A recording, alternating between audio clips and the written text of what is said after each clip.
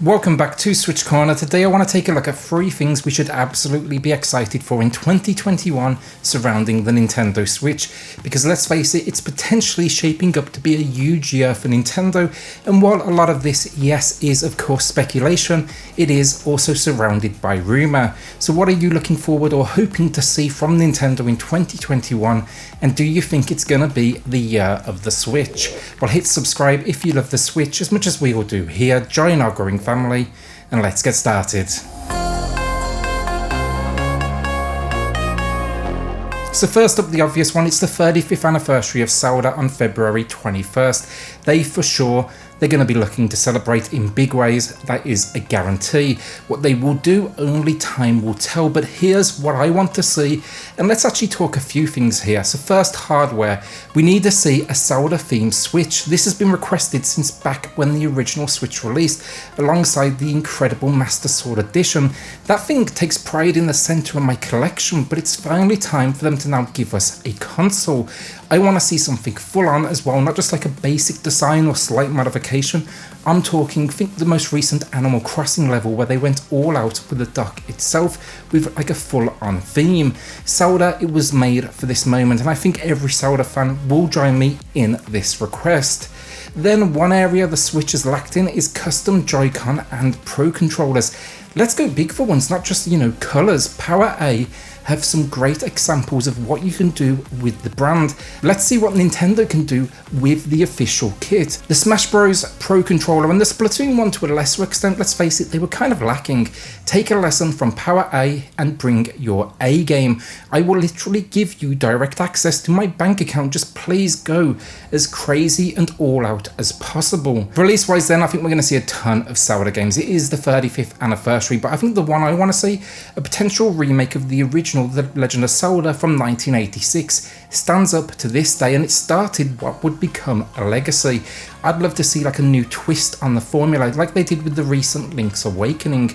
I could go on forever on this subject, but I'll finish off with this, a 35th anniversary game bundle, identical in idea to the recent Mario collection, and I think we can expect the same thing here. 3 games checking off the N64 and GameCube era, so my money, it's on some combination of Ocarina of Time, Majora's Mask, Wind Waker, and then Twilight Princess. I think Skyward Sword has a shot too, but that's going to need some work on the control front, and I think it's more likely to be a standalone release. What else could we see? Well, let me know what you think in the comments below, but as I say, I think they're going to go absolutely all out.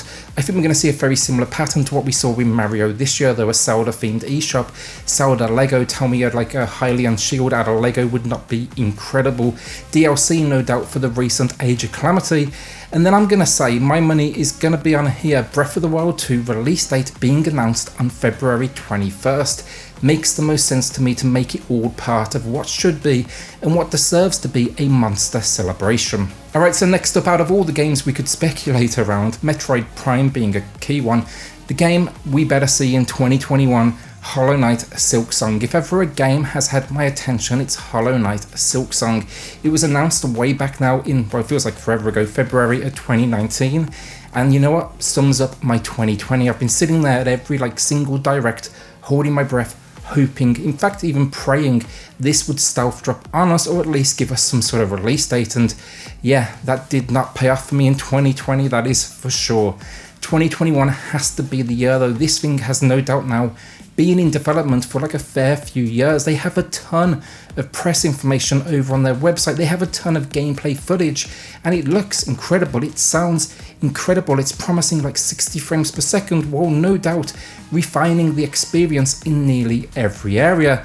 That said, to be fair, not going to complain even if it's just, more the same, because that same would still be pretty damn incredible. Here's what we know so far though. As Hornet, Princess Protector of the Hollow Nest, we're going to be travelling to a new kingdom that's ruled by Silksong. Now we head on a deadly pilgrimage to Kingdom's Peak. Expect here to find new powers, crafting an expanding arsenal of weapons, new movesets, over 150 enemies to battle it out with, and then Christopher Larkin is back heading up what will no doubt be an absolutely stunning orchestral score. He crushed the first one, it's like the rest of the game, honestly a masterpiece, and no doubt I'm expecting to see the same here. Tell me if you agree in the comments though, will we see Silksong in 2021? It's probably the game I'm waiting for the most, and I cannot wait to see it just kick my ass over and over again. I'll be smiling the whole way. This one, it even then throws in a new mode called Silksong. This is to really dial things up after you've completed that first run, so I can't wait for that extra replayability value. Team Cherry though, like 2020 sucked, let's face it, so let's make 2021 the best year yet, and in my opinion, it's gonna start with you. So the final thing I do want to talk about, the Nintendo Switch Pro. So many sources here are claiming confirmed and all this crap. Let's face it, it's not the case, but it is absolutely due, and I think necessary for the future of the Nintendo Switch, unless we all want to get on board with the idea now of like cloud gaming. While I do believe Nintendo just deliver incredible experience one after another, for me, the Pro is really for the third-party publishers who are now no doubt, moving towards PS5 Series X development. And we've seen some struggles already, let's face it, from graphical hits, that take it just a little bit too far, to those frame rates which have been seriously awful at points. For me, the Pro is the key to keeping all these incredible third-party devs on board, and basically everyone wins. We as Switch owners would get improved performance and, of course, like better graphics, no doubt even as well, a larger catalogue of games to explore. For devs then, they're going to have an easier time just getting these ports across, and with the huge user base the Switch has, devs absolutely want to be here, but let's make it easier for them to get on board while making sure, we have that potential to run across all variations of the console. I actually think there's two ways they could do that as well, get games working for the older Switch and the Pro version. Maybe they'll adopt something like cloud gaming.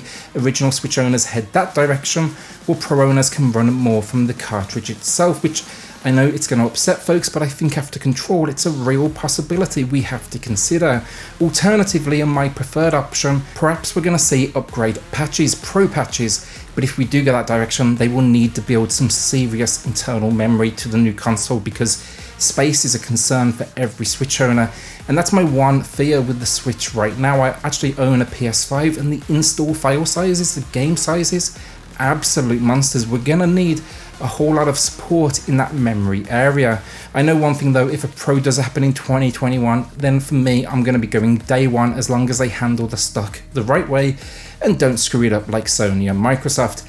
Also though, gotta be honest, I'm not going to be holding my breath on that, that is for sure. So what have I missed? Well, the whole concept of cloud gaming, I briefly touched on it there. I guess that's going to blow up next year, with Control being, a test of the idea. How about the new Monster Hunter releases? I can't wait to check them out. They will no doubt be amazing. How about Metroid Prime? Because that went back into development, and we should hopefully now at least see some sort of news in 2021. How about Cyberpunk 2077 on the Switch? Yeah, okay, that one's probably pushing it a little bit, but you can't blame a guy for hoping. I mean, like, cloud gaming for Cyberpunk, I'd be down to check it out for sure. With that though, like, a shout out to the patrons of the channel who are just going above and beyond to support SwitchCorner. Helps more than you know, so thank you all so much. If you do want to check that out for yourself, I have linked it in the video description down below. Then hit subscribe if you love the Switch as much as we all do here. Join our growing family, and I'll see you all on the next video. Thanks everyone.